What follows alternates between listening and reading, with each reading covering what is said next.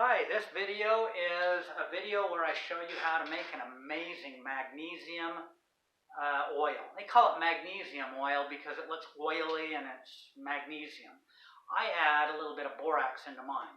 And I'll explain that. But the first thing before I start anything, it has to be something that's pure and it has to be all natural and something that you can take internally.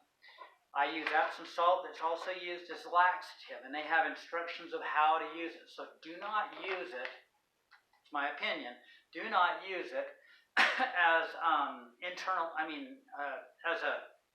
for making the magnesium oil unless it says for internal use. And this one has instructions for that. The borax, this is 100% pure. It's mined right straight out of the earth, and it is a dried up bed. This particular brand comes from a dried up lake bed, and it had high levels of sodium borate, and it's something that I actually take in trace amounts.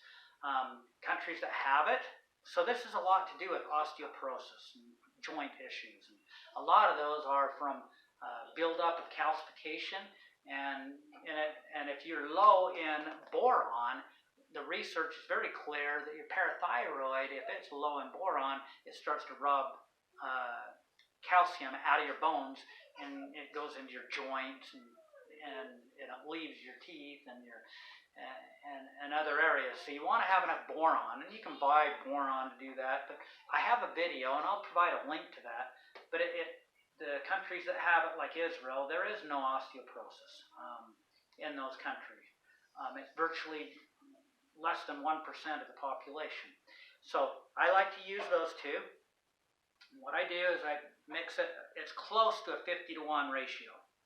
So I take this, which is just a cup of hot water, that way it mixes easier, and I use just a little bit less. If you're not putting the borax in, then, and I use it because it's needed in the body.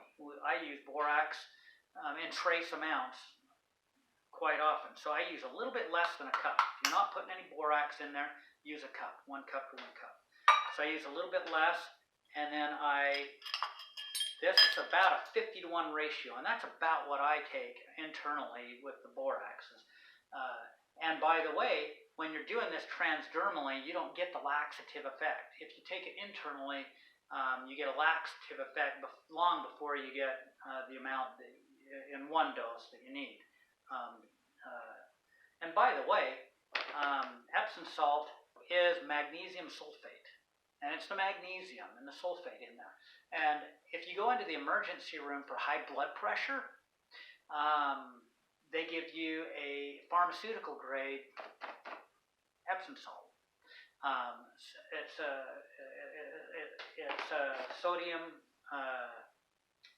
magnesium sulfate.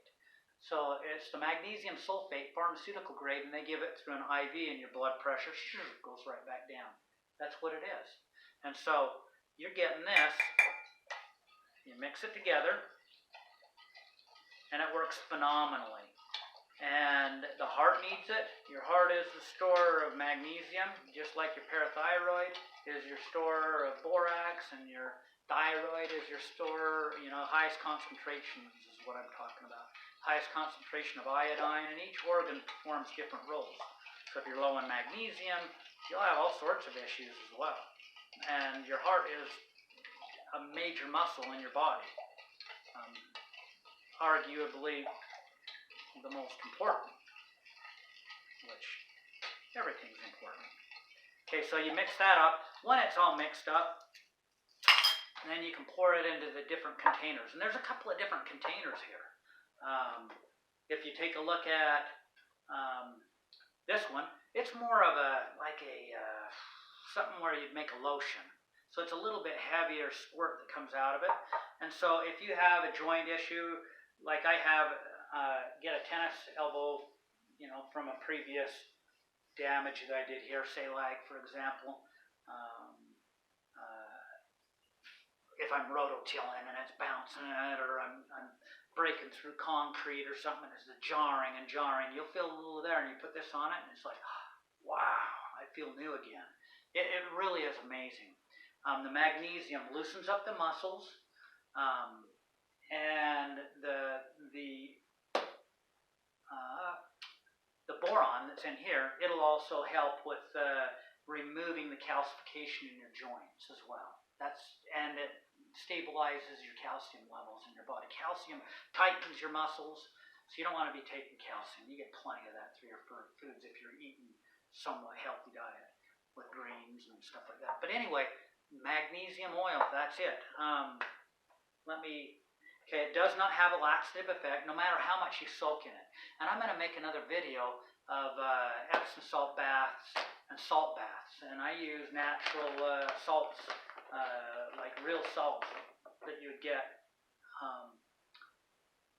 along with the magnesium salt baths. They're just amazing for people with joint issues and stuff like that. So I'll make another one of those. My goal is right after this one. I think that's pretty much it. Try it. It's amazing. If you're not able to soak, if anybody doesn't understand what it's like to soak in an Epsom salt bath, it's just amazing. But this is a high concentration. If you can't soak and you're really achy, at least this is a quick solution. This is the other one, by the way, and it's more of a mist. And you can get these at your health food stores. They sell these little containers with different sprayers. And this is a little more of a mist. And then when it starts to dry out, it'll kind of shoot out weird, but then you use it a couple times and you get a mist. But you'll notice that when it dries, you get just a light, kind of like when you're swimming in the ocean with all the salts in there. You get that itchy feeling. And some people get it like a tingly feeling at first when you are not used to it. And it's kind of like, ugh, you want to itch. But you get used to it, and it doesn't do that. It's more kind of a little dry or crackly. And it might bother some people just a little bit. It also has a detox effect. If you haven't soaked in it, first time you soak in it, it does detox your body, which you want done anyway. And so sometimes it'll itch a little bit as you go through that detox. After you've done it a while, this stuff's amazing. And I tell you, your body needs this. This is amazing stuff. I'm going to provide some links in there for Dr. Dean. She's wrote the Magnesium Miracle, the book, and she explains a lot of the need for the magnesium.